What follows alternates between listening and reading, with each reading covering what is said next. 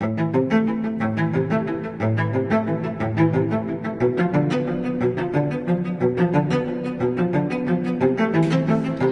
əziz abituriyentlər, mən Elşad Həsənov. Kanalımıza xoş gəlmişsiniz. Bugün sizə yeni bir mövzunun izahını verəcəm. Mövzumuzun adı impuls, qüvvə impulsudur. İndi isə impuls mövzusundan başlayaq. Impuls nədir? İstəyirəm ki, impulsun belə deyək, həm çıxarılışını öncə sizə göstərim, ondan sonra impuls haqqında məlumatlarımızı verir. Deməli, hər hansısa bir cisimə, M kütləli bir cisimə qüvvə tətbiq etdikdə, bu qüvvənin təsiri altında cisim müəyyən bir təcillə hərəkət edir. Yəni, cisim müəyyən bir təcil alır. Cismin aldığı təcil, əvvəlki dərslərimizdən bildiyimiz kimi, A bərabərdir, V çıxılsın, V0 bölünsün, delta T-yə bərabərdir. Yəni, delta V bölünsün, delta T-yə bərabərdir. Cisimə qüvvə tətbiq etdiyi zaman, M kütləli cisimə, o zaman Newtonun ikinci qanunu biz F bərabərdir, MA olaraq yaza bilərik. A-nın bu ifadəsini gətirib aşağıda yerinə qoyduqda, o zaman belə bir ifadə alınır. MV çıxılsın, MV0 bölünsün, delta T. Biz buranı çarpaz vurduğumuz zaman F vurulsun, delta T bərabərdir. MV çıxılsın, MV0. İndi bizim aldığımız ifadədən hər hansısa bir fiziki kəmiyyətin bərabərliyin sağ tərəfində hər hansısa bir fiziki kəmiyyətin dəyişməsini görürük. Yəni, MV bir fiziki kəmiyyətdir, MV0 da fiziki kəmiyyətdir. MV çıxı MV0 hər hansısa bir fiziki kəmiyyətin dəyişməsinə bərabərdir. Burada cismin kütləsinin onun sürətinə hasilinə bərabər olan vektorial fiziki kəmiyyət cismin impuls adlanır. Impuls P bərabərdir, MV düsturu ilə tapılır. Burada P cismin impulsu, M cismin kütləsi, V isə sürətdir. Impuls vektorial kəmiyyətdir. Vektorial kəmiyyət olduğu üçün istiqaməti var. İmpulsun istiqaməti sürət istiqamətində yönəlir. İmpulsun vahidi həmişə çıxardanda əzbər yadda saxlamayın. Çalışın ki, düsturdan çıxardın vahidi. Elə olduqda mütləq şəkildə hər hansısa bir imtahanda yadından çıxanda nəysə vahidi düstur ağlındadırsa, düsturdan rahat şəkildə çıxardırız. Məsəl üçün, P bərabər MV-də impulsun düsturunu bilirik, impulsun vahidini çıxartmaq istəyirik. Təbii ki, impuls M vur V-dir, M cismin kütləsidir, V sürətdir. Kütlənin vahidini bilirik, kiloqramdır. Sürətin də vahidi metr böl saniyədir. O zaman impulsun vahidi nə çıxmış olur? Kiloqram vur metr böl saniyə çıxmış olur. Və impuls vektorial kəmiyyətdir, hər zaman sürət istiqamətdə yönəlir. Impuls asıldır cismin kütləsindən, impuls asıldır, təbii ki, cismin sürətindən. İmpuls cismin kütləsindən düz asılıdır. Hansı şərtdə? Təbii ki, V konstant olanda. İmpuls cismin sürətindən düz asılıdır. Təbii ki, M bərabərdir konstant olanda. Əgər burada bizə hər hansısa bir bucaq verərsə, bizdən bu bucağın tangensini soruşsa, gəlin tapaq tangensini. Bucağın tangensi hər zaman qarşı katetin bitişik katetə nisbətdir. O zaman yazıram. Tangens alfa bərabərdir. Qarşı katet bizə P impuls verir, bitişik katet bizə M-i verir. P böl M təbii ki, sürətə bərabərdir. Deməli, P-nin M-dən asıq qrafikində bucağın tangensi bizə sürət verəcək. İndi isə bu birisində tapaq. P-nin V-dən asıq qrafikində bucağın tangensi nəyə bərabərdir? Tangens alfa bərabərdir. Qarşı katetin bitişik katetə nisbəti. Qarşı katet impulsdur, bitişik katet sürətdir. İmpulsun sürətə nisbətdə bizə nəyi verir? Kütləni verir. Deməli, impulsun kütlədən asıq qrafikində bucağın tangensi sürətə bərabərdir. İmpulsun sürətdən asıq qrafikində bucağın tangensi kütləyə bərabərdir. Burada uşaqlar, deməli, impulsun vahidini də biz nə eləmiş olduq? Bilmiş olduq. İndi isə, əziz şagirdlər, bu ifadəyə nəzər salırıq. Bu ifadədən artıq biz bildik ki, MV cismin impulsudur. O zaman MV-yə P deyək, MV0-a isə P0 deyək. O zaman nə alınmış olur burada? P çıxılsın, P0 alınmış olur. Bərabərdir F delta T-yə. P çıx P0 impulsun dəyişməsi sayılır. O zaman impulsun dəyişməsi bərabərdir nəyə? F delta T-yə. Bu ifadədə bərabərliyin sol tərəfi impulsun dəyişməsidir. Sağ tərəfi də impulsun dəyişməsinə bərabərdir. O zaman impulsun dəyişməsinə bərabər olan fiziki kəmiyyət F vur delta T-dir. F vur delta T-yə isə qüvvə impuls deyirlər. Deməli, qüvvə impulsu nəyə bərabərdir? F vur delta t-yə. Və qüvvə impulsu bərabərdir impulsun dəyişməsinə. Bəs qüvvə impulsunun vahidi nədir uşaqlar? Deməli, qüvvə impulsu, qoy belə yazaq, F delta t qüvvə impulsudur. Qüvvə impulsun vahidi Newton vurulsun saniyə bərabərdir. Amma biz bu Newton vur saniyə beynəlxalq sistem əsas vahidlərlə açsaq, o zaman nə olacaq? Newton yenə kiloqram vur metr bölü saniyə kvadratı yazanda saniyələrin bir ixtisar edə, yenə də kiloqram vursun metr bölü saniyə almış olacaq. Deməli, bizdən sual olaraq soruşanda ki, qüvvə impulsun vahidi nədir? Sən öncə ağlıma Newton vur saniyə gəlsin. Əgər cavablarda Newton vur saniyə yoxdursa, təbii ki, yerinə sən kiloqram metr bölü saniyə də yaza bilərsən. Deməli, bu oldu bizim impulsumuzun dəyişməsi. İndi isə uşaqlar, deməli, çevrə üzrə hərəkətdə bizdən nə tələb olunur? Çevrə üzrə hərəkətdən impulsun istiqaməti tələb olunur. Bir də qüvvə impulsun istiqaməti tələb olunur. Mən indi onu sizə göstərəcəm. Öncə çevrə üzrə hərəkətə bir nəzər salaq. Deyək ki, hər hansısa bir cisim çevrə üzrə hərəkət edir, sadə əqrəb istiqamətinə fərz eləyək ki. Bildiyimiz kimi, çevrə üzrə hərəkətdə sürət çevrə toxuna istiqamətdə yönəlir. Bütün hallarda sürət çevrə toxuna istiqamətdə yönəlir. Bəs təcil hara yönəlir? Təbii ki, təcil bütün hallarda çevrənin mərkəzinə doğru yönəlir. Təcil isə bütün hallarda çevrənin mərkəzinə doğru yönəlir. Bu bizim əvvəlki dərsimiz. İndi isə impuls dərsinə keçirik. Çevrə üzrə hərəkətdə biz baxaq görüm, impuls hara yönəlir, qüvvə impuls hara yönəlir. Biz bildiyimiz kimi impuls mv'dir və impuls sürət istiqamətdə yönəlir. Impuls sürət istiqamətdə yönəlirsə, deməli çevrə üzrə hərəkətdə impuls çevrə toxuna istiqamətdə yönəlmiş olacaq. P.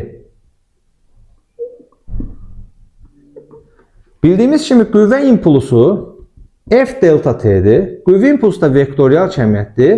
Qüvvə impulsu isə qüvvə istiqamətdə yönəlir. Qüvvə isə təcil istiqamətdə yönəlir. Çevrə üzrə hərəkətdə təcil mərkəzə deyə, o zaman qüvvə impulsu da hara yönələcək? Çevrənin mərkəzinə doğru yönəlmiş olacaq. Yəni bütün hallarda qüvvə impulsu çevrənin mərkəzinə doğru yönəlmiş olacaq. Bu da çevrə üzrə hərəkətdə impulsun və qüvvə impulsunun istiqamətinin göstərilməsi. Bunlar bizə lazım olacaq mütləq şəkildə. İndi isə şagirdlər, deməli biz dedik ki, impulsun dəyişməsi bərabərdir F delta t-yə, yəni qüvvə impulsuna. Buradan biz ifadəni belə də yaza bilərik. Delta p bərabərdir F delta t şəklində də yaza bilərik. Hətta buradan biz p-ni də tapa bilərik. P bərabərdir P0 üstəgəl F delta t şəklində də tapa bilərik. İndi bizdən tələb olunur nə? Delta p deməli zamandan necə asılıdır? Deməli şərtimi də qoyacağam və soruşuram sizdən. Delta p zamandan necə asılıdır? Təbii ki, şərtim də budur. F konstant olanda. Yəqin ki, oradan hər kəs deyir ki, bu düstura görə delta p zamandan düz mütənasib asılıdır. Tamamilə doğru deyirsiniz. Bu belə. Sonra bizdən soruşa bilərlər. Bəs p zamandan necə asılıdır? O zaman P-nin zamandan necə asılı olduğunu tapmaq istəyirəmsə, təbii ki, yenə burada qüvvənin sabit olması şərt veriləcək. Biz P-nin zaman asılını tapmaq istəyirsə, burada P-nin düsturunu yazırıq. P bərabərdir P0 üstəgəl F delta t. Deməli, P-nin qrafiki qurmaq istəyirəmsə, P0 var burada. Deməli, P0 qədər yuxarıdan başlayacaq. F müsbətdirsə, qrafik yuxarı gedəcək. Yəni, F müsbətdirsə nə deməkdir? O demək ki, F ilə, yəni qüvvən ilə impuls eyni istiqamətdədirsə, qrafik yuxarı gedəcək. Ola bilər ki, qüvvə ilə, belə deyək, impuls eyni istiqamətdə olanda. Yəni, mən burada şərt olaraq belə qoymalıyım. Qüvvə ilə impuls eyni istiqamətdədirsə, qrafik bu şəkildədir. Bəs yaxşı, bizim ifadəmiz belə olsa, P-nin T-dən asılı qrafiki, yəni F bərabərdir konstant şərtində. P bərabərdir P0 çıx F delta t olsa nə olacaq? Yenə qrafikimiz P0-dan başlayacaq, amma bu səfər aşağı gedəcək. Bu onu göstərir ki, impulsuna, yəni başlanğıc impulsundan söhbət gedir də, impulsuna qüvvə bir-birinin əksinə olur. Impulsla qüvvə bir-birinin əksinədirsə, onda qrafik təbii ki, aşağı gedəcək. Başqa bizdən bir dənə də şərt qoyub soruşa bilirlər. Şərtimiz bu şəkildə ola bilər. Əgər F sıfırdırsa, impuls zamanla necə asılıdır? Təbii ki, biz deyəcəyik ki, impuls zamandan asılı deyil. Çünki təsəvvür edin ki, f sıfırdır. F sıfırsa bura kompleks sıfır olur. Onda p bərabər nə olmuş olur? P sıfıra bərabər olmuş olur. Əziz şagirdlər, deməli, biz əvvəlki dərslərimizdə də deyirdik ki, məsəl üçün, hər hansısa bir fiziki kəmiyyətin altında qalan fiqurun sahəsini tapırdıq. Məsəl üçün, deyək ki, sürətin zamandan asılı qrafikində, grafikin altında qalan fiqurun sahəsi bizə yol yer dəyişməni verirdi. Deyək, bucaq sürətin zamandan asılı qrafikində, grafikin altında qalan fiqurun sahəsini tapmaqla biz fi-ni tapmış olurduq. Təcilin zamandan asılı qrafikində fiqurun sahəsini tapmaqla delta v-ni tapmış olurduq. İmpuls mövzusunda da fiqur sahəsi var. Fiqur sahəsi nəyin, hansı qrafikdə olur? Deməli, bizə qüvvənin zamandan asılı qrafik verilərsə, məsəl üçün, bir neçə dəyə mən qrafik çəkəcəm, qüvvənin zamandan asılı qrafik. Ola bilər, qrafik belə olsun və rəqəmlərlə göstərək daha yaxşı olsun. Ola bilər, qrafik bu şəkildə olsun və s. Yəni, bizdə qrafikin forması önəmli deyil. Hansı qrafik doğru olsun, fərqi yoxdur. Bizdən soruşulan nədir? Qüvvənin zamandan asılı qrafikində, grafikin altında qalan bu fiqurun sahəsi bizə nə vermiş olacaq? Uşaqlar, impulsun dəyişməsi. Hər zaman impulsun dəyişməsini vermiş olacaq. O zaman bu qrafikdən impulsun dəyişməsi nəyə bərabərdir? 10 vurulsun 2-yə, yəni 20-yə. Bəs bu qrafikdə impulsun dəyişməsi nəyə bərabər? Bu isə bu hansı qrafikdir? Təbii ki, düz bucaqlı, üç bucaqlı. Sahəni 2-də 1 A vur B şəklində yazır. Bu da olacaq təbii ki, nəyə? 10-a. Yəni, qüvvənin zamandan asılı qrafikində, grafikin altında qalan fiqurun sahəsi bizə impuls dəyişməsini verəcək. İndi isə impuls mövzusuna çevrə üzrə hərəkət mövzusunu biz əlaqələndirək. Biz bilirik ki, impuls P bərabərdir mv'dir. Çevrə üzrə hərəkətdə sürət çevrə toxunan istiqamətdə olduğu üçün impuls da çevrə toxunan istiqamətdədir. İndi biz çevrə üzrə hərəkətdəki sürətin bütün düsturlarını gətirib burada yerinə yazsaq, impulsun düsturları olacaq. Bir-bir başlayaq yazmağa. Deməli, yazıram. P bərabərdir. M ilə işimiz yoxdur. V-ni yerinə yazıram. 2pi r bölünsün t-yə. Deməli, bu nəyin düsturudur? Impulsun düsturudur. Və yaxud da M-ə heç nə eləmirəm. V-ni yerinə yazıram. 2pi r n. Bu nəyin düsturudur? Impulsun. Və yaxud da M-ə yenə heç nə eləmirəm. V-ni yerinə yazıram omega r. M başqa hansı düstur qaldı? 2 pi r m bölünsün t düsturu qaldı. Və yaxud da sürətin belə bir düsturu da var. Tutalım ki, L bölü t də var. Təbii ki, L bölü t də yaza bilərsən. Heç bir problem yoxdur. İndi bu oldu artıq impulsun düsturları. Hansı hərəkətdə? Çevrə üzrə hərəkətdə. Sonra bizdən qrafik istəyə bilər. Qrafiki də uşaqlar əzbərləmirlər. Heç vaxt qrafiki əzbərləmir. Məsəl üçün, soruşa bilər ki, impuls perioddan necə asılıdır? Təbii ki, gərək burada şərt qoysun. R konstantdır. Hansı düstura baxırıq? Bir də təbii ki, M konstant olmalıdır. Bu başqa. Hansı düstura baxırıq? Bu düstura baxırıq. Deməli, perioddan tərs asılıdır. Impuls tezlikdən necə asılıdır? Təbii ki, bu düstura baxırıq. Tezlikdən düz asılıdır. Yenə də R ilə M sabit olmaq şərti ilə. Daha bir də olan hamısını yazmır. Omegadan necə asılıdır? Düz. R-dən necə asılıdır? Düz. N-dən asılı deyil, L-dən asılı deyil, T-dən asılı deyil. Bax, bu qrafiklərdə qoy olan hamısını çəkim, sizin gözünüzün önündə olmuş olsun. Məsələn, çəkmək istəyirəm, impulsun nədən asılını çəkək? Omegadan. Impuls omegadan necə asılıdır? Düz asılıdır. Sonra impulsunu çəkmək istəyərəm, impulsun, deyək ki, R-dən asılığını çəkmək istəyirəm. Buradan da baxanda görürəm düz asılıdır, buradan da düz asılıdır, buradan da asılıdır, buradan da düz asılıdır. Hamısında düz asılıdır. İndi buradan düz asılı yazırsansa M ilə T sabitdir. Buradan düz asılı yazırsansa M ilə N sabitdir və s. Amma yadda saxlayın ki, hamısını bir arada çəkəcəm.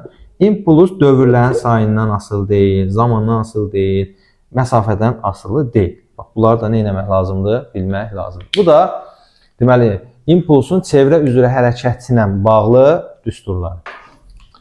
Əziz şagirdlər, indi isə sizə, deməli, impuls saxlama qanunu izah edəcəm. İmpuls saxlama qanunu nədir? Yəqin ki, biz müşahidə etmişik. İki cisim gəlib toqquşur bir-biri ilə. Təbii ki, toqquşmanın növlərindən də danışacağım. Elastik var, plastik toqquşma var. Toqquşandan sonra cisimlər biri sağa, biri isə sola doğru hərəkət etmiş olur. Fərz eləyək ki, belə bir şey fərz eləyək. İki dənə cisim var. M1 kütləli cisim V1 sürəti ilə gəlir. Bu birisi də M2 kütləli cisimdir. Bu da V2 sürətinə gəlir. Bunlar gəlib qarşıda orta bir yerdə toqquşacaqlar. Toqquşandan sonra M2 kütləli cisim sağa doğru hərəkət edəcək. Amma bu səfər başqa bir sürətlə hərəkət edəcək. Deyək ki, V2 ştirik qoyuram başına, yəni başqa sürətlə. M1 kütləli cisimdə təbii ki, sola hərəkət edəcək. O da hər hansısa bir başqa sürətlə. V1 ştirik deyirik buna. İmpuls saxlama qanunu da deyilir ki, toqquşmadan əvvəl impulsların cəmi, deyək ki, toqquşmadan əvvəl bunun impulsuna deyirəm P1, bunun impulsuna deyirəm P2. Toqquşandan sonra bunun impulsuna deyirəm P1 iştirir, bunun impulsuna deyirəm P2 iştirir. İmpulsun saxlama qanunu bu şəkildədir, sadə. Deyirik, toqquşmadan əvvəl impulsların cəmi, toqquşmadan əvvəl birinci cisimin impulsu P1 idi, ikinci cisimin impulsu P2 idi. Bərabərdir, toqquşmadan sonra cisimlərin impulslarının cəminə, yəni P1 iştirir üstəcə, P2 iştirir. Bu oldu impulsun saxlama qanunu. Və yaxud da biz bunu belə yaza bilərik.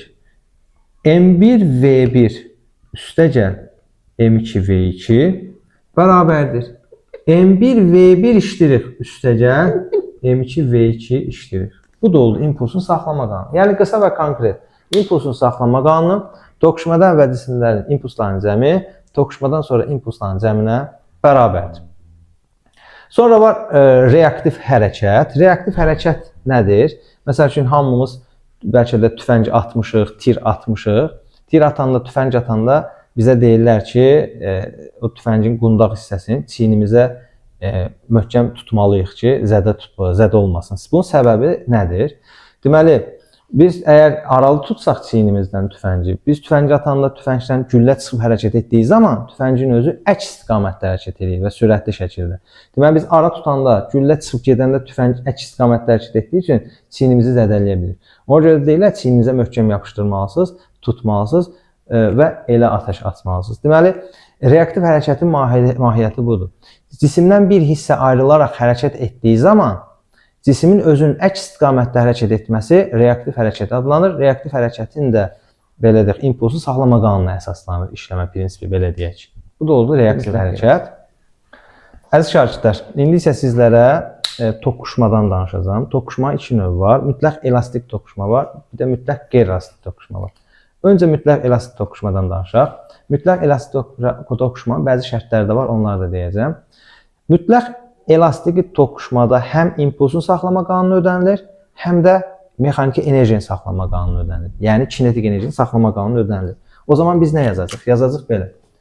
M1V1 üstə gəl M2V2 bərabərdir. M1V1 işdir üstə gəl M2V2 işdir. Bu oldu impulsun saxlanma qanunu. Yəni toqquşmadan əvvəl impulsların cəmi, toqquşmadan sonra impulsların cəminə bərabərdir. Bir də dediyimiz kimi enerjini saxlama qanunu ödənilir. Onda mən yazıram. M1V1 kvadratı üstə gəl M2V2 kvadratı bölünsün ki, bərabərdir. M1V1 iştirik kvadrat bölünsün ki, üstə gəl M2V2 iştirik kvadrat bölünsün 2. Yəni bu da oldu kinetik enerjini saxlama qanunu. Bu toqquşma mütləq elastik toqquşmadır. Deməli, mütləq elastik toqquşmada həm impulsu saxlama qanunu ödənilir, həm də enerjini saxlama qanunu ödənilir. Mütləq elastik toqquşma 3 dənə şərti var. Bu 3 şərt nədən ibarətdir? Deməli, cisimlər toqquşandan sonra onun sürəti necə dəyişir? Bu şərtlərdə onu izah edəcəm sizlərə. Göründüyü kimi M1 kütləli cisimin M1-in kütləsi M2-in kütləsindən böyükdür. Yəni bu cismin kütləsi bu cismin kütləsindən böyükdür. Kütləsi balaca olan cisim sükunətdə dayanıb burada. Kütləsi böyük olan M1 kütləli cisim isə V0 sürətlə hərəkət edib. Gəlib bununla mütləq elastik toqquşur. Təbii ki, ikinci cisimlə toqquşan kimi öz enerjisinin bir qismi verir buna. Başlayır bu da hərəkət etməyə. Deməli, bu öz enerjisinin bir qismi buna verirsə, bunun enerjisi nə etməyə başlayır? Azalmaya başlayır. Deməli, böyük cisim, balaca cisimlə mütləq elastik toqquşduğu zaman ikisi də başlayır hərəkət eləməyə. Bu öz enerjisini buna verdiyi üçün, ötürdüyü üçün bu da hərəkət edir. Və buna enerjisini ötürdüyü üçün bunun sürəti nə etməyə başlayır? Azalmaya başlayır. Deməli, bu cismin sürəti V1, toqquşmadan sonraki sürəti əvvəlki sürətindən nə olmuş olur? Balaca olmuş olur. Çünki öz sürətinin bir qismini verib o birisi cismi. İkinci şərt belədir. Sükunətdə duran cismin kütləsi böyük, hərəkətdə olan cismin kütləsi balacadır. Bu da gəlib buna elastik toqquşandan sonra buna öz enerjisini verir, sağa doğru itələyir, müəyyən bir sürət verir, özü isə geri qayıdır. Deməli, bu ona öz enerjisini ötürdüyü üçün özünün enerjisi və sürəti nə edir? Azalır. Onda biz yenə də yazacağıq. Toqquşmadan sonra cismin sürəti əvvəlki sürətindən nə olmuş olur? Az olmuş olur. Bəs yaxşı, cismin kütlələri bərabər olsa bu şərt necə olacaq? Deməli, cismin kütləsi bərabər olsa, bu cisim gəlib onunla toqquşduğu zaman öz enerjisi hamısını verir ikinci cisimə, özün sürəti isə 0 olur. Deməli, bu cismin, birinci cismin əvvəlki sürəti V0 idi, toqquşandan sonraki sürəti nə oldu? 0 oldu. Bəs bunun sürəti har oldu? Verdi ikinci cismin sürətinə, yəni V0, V2 bərabər oldu deyə bilərik. İndi isə, əziz abituriyentlər, mütləq elastik toqquşma ilə davam edirəm. Deməli, hər hansısa bir top, rezin top düşünək, gəlir, divarla elastiki toqquşur. M kütləli bir top V sürətlə gəlir, divarla perpendikulyar olaraq dəyir və geri qayıdır. Yadınıza saxlayın. Mütləq elastik toqquşmada enerji saxlanıldığı üçün o hansı sürətlə dəyibsə, eyni sürətlə də mütləq şəkildə geri qayıtmalıdır. O zaman bizdən soruşa bilərlər ki, burada impulsun dəyişməsi nəyə bərabərdir? Mütləq şəkildə deyəcək 2mv. Bunu yadda saxlayırsınız. Bu bir. İkinci, ola bilər ki, top yenə də M kütləli top V sürətlə gəlib divarla toqquşsun, amma müəyyən bir buzaq altına toqquşsun. Hansı buzaq altına gəlib dəyibsə, eyni buzaq altına da geri qayıdacaq. Və hansı buzaq altına dəyibsə, eyni buzaq altına geri qayıdacaq. Yəni, burada deyək ki, alfa bərabərdir B-deyə. Hansı sürətlə dəyibsə, eyni sürətlə də geri qayıdacaq. O zaman buzaq altına dəydiyi üçün burada impulsun dəyişməsi 2mv kosinus alfaya bərabərdir. Yəni, biz belə düşünə bilərik ki, bunun iki dənə toplananı var. Bir x toplananı Vx deyək, bir də Vy toplananı. Bura alfadırsa, burada alfadır. Yəni, izahını verirəm. Eyni şəkildə qaydanda da bunun x toplananı var, y toplananı var. Yerə kömək edən, yerə zərbə vuran toplanan Vy toplanandır. Vy toplananla bitişik katet olduğu üçün Vy bərabərdir. Deyək ki, V kosinus alfa bərabərdir. Bu şəkildə. Ona görə də bizim bu belə deyək, düsturumuz kosinus alfa ilə olmuş olacaq. Sonra belə bir məsələ tipi çıxır sizin qarşınıza. Məsəl üçün, deyək ki, cisimi sərbəst buraxmışıq, müəyyən bir ünlü. Gəlir, yerlə qeyri-elastik toqquşur. Deyir ki, yerə verdiyi impulsu tap. Təbii ki, biz yazacaq, həm yerə dəyəndə verir, həm də qaydanda impuls verir. 2mv impuls vermiş olur. Onda bu ifadəni yazacaq. Delta P bərabər 2mv. Sadəcə olaraq, cismin yerə verdiyi sürətin də belə bir ifadəsi var. Kök adda 2ch. O zaman biz V-nin yerinə kök adda 2ch yazanda delta P bərabər 2mn. V-nin yerinə nə yazır? Kök adda 2ch. Bu ifadədə sizə lazım ola bilər məsələ həllində. Əziz abituriyentlər, indi isə sizə qeyri-elastik toqquşmanın şərtləri var, onlardan danışım. 3 dənə şərt var. Bu 3 dənə şərti mütləq şəkildə bilsəz, məsələləri super şəkildə yazacaqsınız. Nədir o şərt? Birinci. 2 dənə cisim. Öncəliklə nə bilmək lazımdır? Baxın, elastiki toqquşmada cisimlər toqquşurdu, ayrı-ayrı hərəkət edirdi. Yəni, biri sağa gedirdi, biri sola gedirdi. Ola bilər ki, ikisi də toqquşsun, ikisi də sağa getsin, amma birləşmirdilər. Amma mütləq qeyri-elastik toqquşmada əsas şərt bundan ibarətdir ki, cisimlər toqquşandan sonra birləşirlər, bir cisim kimi hərəkət edirlər. Məsəl üçün, belə. Deyək ki, arxada bir dənə cisim gəlir, M1 kütləli cisim, V1 sürəti ilə. Qabaqda da bir dənəsi gedir, M2 kütləli cisim, o da V2 sürəti ilə. Təbii ki, arxadakı impulsu, qarşıdakı impulsunu, daha doğrusu belə deyək, sürəti, qarşının sürətindən çoxsa gəlib buna dəyəcək, onunla qeyri-elastik toqquşacaq və bir yerdə ikisi bir cisim kimi hər hansısa bir sürətlə hərəkət edəcək. Bəs bunu biz nətər tapacaq ki, o hansı sürətlə hərəkət edir? Təbii ki, belə tapacaq. Toqquşmadan əvvəl bunun impulsu, üstəgəl bunun impulsu. Yazıram. Toqquşmadan əvvəl bu impulsu nədir? M1, V1. Bəs bunun impulsu nədir? Plus M2, V2. Bərabərdir. Toqquşandan sonra bunun impulsu. Bunun impulsu isə M1 plus M2 vurulsun V. Və biz buradan V-ni tapanda V bərabərdir. M1 üstəgəl M2, daha doğrusu M1 V1 üstəgəl M2 V2 bölünsün M1 plus M2. Deməli, cisimlər eyni istiqamətdə hərəkət edib mütləq qeyri-asitli toqquşursa, toqquşandan sonra onun sürəti bu şəkildə olacaq. İkinci, cisimlər qarşı-qarşıya gələ bilərlər. M1 kütləli cisim V1 sürəti ilə, M2 kütləli cisim V2 sürəti ilə. İndi burada da qeyri-asitli toqquşma şərti bu idi ki, toqquşandan sonra birləşməlidirlər. İndi bunlar toqquşandan sonra birləşərək ya sağa gedəcəklər, ya sola gedəcəklər. Sağa və sola getməsi nədən asılıdır? Təbii ki, bunların impulsundan. Məsəl üçün, birinci impulsu böyükdürsə, toqquşandan sonra sağa gedərlər.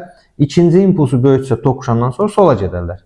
Toqquşandan sonra ya sağa, ya sola birləşərək M1, M2 kütləsi birləşərək ya sağa gedəcək, ya sola gedəcək. V sürətlə hərəkət edəcək.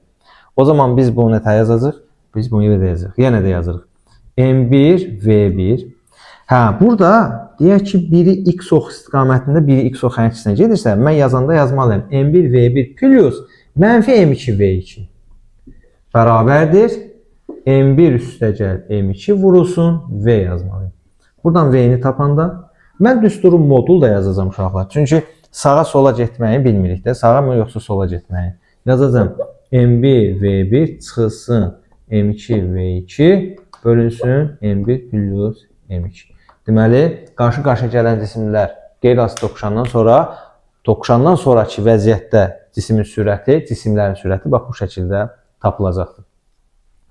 Bəs yaxşı, üçüncü şərti buradan yazıram. Bir cisim M1 kütləli cisim V1 sürətlə hərəkət edir, amma digər cisim burada durub, hərəkətdə deyil. Bəs burada nə olacaq? Təbii ki, bunlar da toqquşacaqlar, ikisi birləşəcəklər. Hər hansısa V sürətlə hərəkət edəcəklər. O zaman o V-ni necə tapacaq? Yenə də impulsunu saxlama qanunu. Birinci cisimin impulsu M1, V1 üstəgəl, ikinci cisimin impulsu 0 bərabərdir. Toqquşandan sonraki cisimlərin impulsu. Buradan V bərabərdir. M1, V1 bölünsün, M1 üstəgəl, M2. Bu da üçüncü şərtimiz. Bu şərtlərlə bağlı test toplusunda suallar var. Yəqin ki, bu şərtləri başa düşdünüzsə, o sualları rahat şəkildə yazacaqsınız. Əziz şagirdlər, indi isə kinetik və potensial enerji haqqında sizə məlumat verəcəm. Mexaniki enerjinin iki növü var. Kinetik enerji, potensial enerji. Kinetik enerji hərəkət enerjisidir. Cismin hərəkət zamanı malik olduğu enerjidir. Hərəkət varsa kinetik enerji var, hərəkət yoxdursa kinetik enerji yoxdur. Potensial enerji isə cisimlərin və yaxud da cismi təşkil edən zərrəciklərin qarşılıqlı təsir enerjisi, potensial enerji adlanır. Enerji skalyar kəmiyyətdir. Enerji Y hərfi ilə işarə edilir. Sadəcə kinetik enerji ilə potensial enerji fərqləndirmək üçün kinetik enerjinin indeksinə Q yazılır. Yəni kinetik enerji. Kinetik enerji hərəkət enerjisidir. Kinetik enerjinin düsturu mv kvadrat bölünsün ki. Biz bilirik ki, m vur v impulsdur. O zaman biz burada nə yaza bilərik? PV bölünsün ki. Və bunun surətini də m-ə vuram, məxrəcini də m-ə vuram. Surəti m-ə vuranda m kvadrat v kvadrat olur. O da təbii ki p kvadrat. Aşağıda 2m qalır.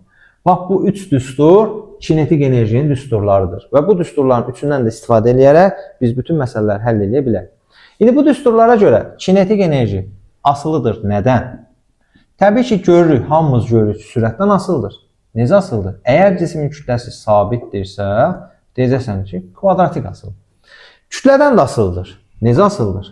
Əgər cismin sürəti sabitdirsə, konstantdırsa, o zaman kinetik enerji kütlədən təbii ki, düz mütənasib asılıdır.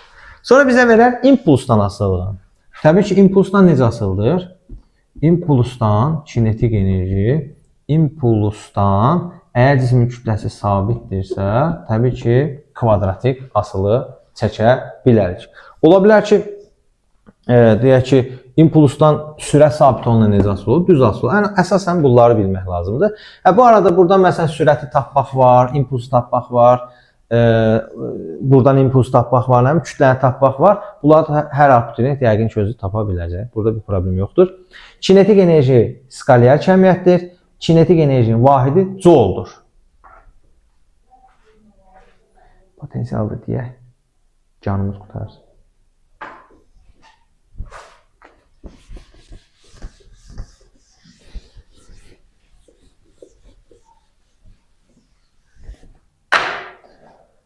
İndi isə potensial enerji haqqında danışacağım. Potensial enerjisi Y potensial şəklində yazılır. mgh şəklində yazılır. Potensial enerji cismin hündürlüyündən və kütləsindən asılıdır. Kütlədən asılıdır, təbii ki, düz asılıdır. Hündürlükdən asılıdır, ondan da təbii ki, düz asılıdır. Kütlədən düz asılı olanda hündürlük sabit olmalıdır. Hündürlükdən düz asılanda kütlə sabit olmalıdır. Potensial enerji haqqında belə bir cümlə var. Potensial enerji sıfırıncı səviyyənin seçilməsinə asılıdır. Məsələn, bu nə deməkdir? Deyək ki, bura yerdir. Yer. Yerdən hər hansısa bir h hündürlüklə bir eyvan var. Məsəl üçün, bizdə deyə bilər ki, burada bir cisim dayanıb. Cisim dayanıb. M kütləli cisimdir. Və yaxud da maddi nöqtə deyə bilər. Deyə bilər ki, bax, bu dayandığı yerə görə onun potensialı nədir? 0. Amma desək ki, yerə görə potensialı nədir? mgh-dır. Yəni, sıfırıncı səviyyənin seçilməsi bu deməkdir. Səndən hara görə potensialı soruşur? Ondan söhbət gedir. Bir də bəzən uşaqlar nəyi qarışdırırlar? Məsələn, yerdə bir var, hər hansısa bir hündürlüyü olan, deyək ki, hündürlüyü h olan bir cisim var. Bir də var, yerdə bir hündürlüyü olmayan bir maddi nöqtə var. Bəzən uşaqlar elə bilirlər ki, cisim yerdəsə, ümumiyyətlə onun potensial enerjisi yoxdur. Yerdə olan bir cismin əgər hündürlüyü nəzərə alınmırsa, onun potensial enerjisi yoxdur. Məsəl üçün, bu cismin potensial enerjisi 0-dır. Çünki o qədər balacadır ki, onun hündürlüyü nəzərə alınmır. Bir də var ki, hər hansısa bir cisimdir, hündürlüyü olan bir cisimdir. Amma bunun yerdə duran cismin potensial enerjisi var. Bəs bu potensial enerjisi nəyə bərabərdir? Y potensial bərabərdir. Qoy bu M, G. Bu arada bu h-ı qoy yazmayaq. Bu cismin hündürlüyü deyən də buradakı h hündürlük deyən də cismin mərkəzindən yerə qədər olan hündürlük nəzərdə tutulur. Yəni buradakı h ümumi cismin hündürlüyü deyil. Buradakı h cismin mərkəzindən yerə qədər olan hündürlükdür. Bir də uşaqlar cismin sıxılmış və yaxud da dartılmış yayın potensial enerjisi var. Yəni deformasiya olunmuş yayın potensial enerjisi var. Deformasiya olunmuş yayın potensial enerjisi isə Y potensial bərabərdir kx kvadrat bölünsün 2 və yaxud da f vur x bölü 2. Burada f elastik qüvvəsidir, yəni kx-in yerinə yazmışam. Və yaxud da f kvadrat bölünsün 2k. Bu isə sıxılmış və yaxud da dartılmış yayın potensial enerjisidir. Və sıxılmış yayın potensial enerjisi asılıdır x-dən kvadratik, k sabitdirsə. Təbii ki, elastik qüvvədən asılıdır. Həm kvadratik asılıdır, k sabitdirsə kvadratik asıldır. Əgər Y potensial F-dən düz asıldır, təbii ki, X sabit olandır. Və yaxud da X sabit olanda F-dən düz asıldır, F sabit olanda X-dən düz asılı olmuş olacaq. Əziz abituriyentlər, bu mövzunu burada saxlayıram. Mövzumuz bu qədərdir. Mövzu uzun olduğu üçün yarı-yarı çəkirəm ki, siz də izləyəndə yorulmayasınız.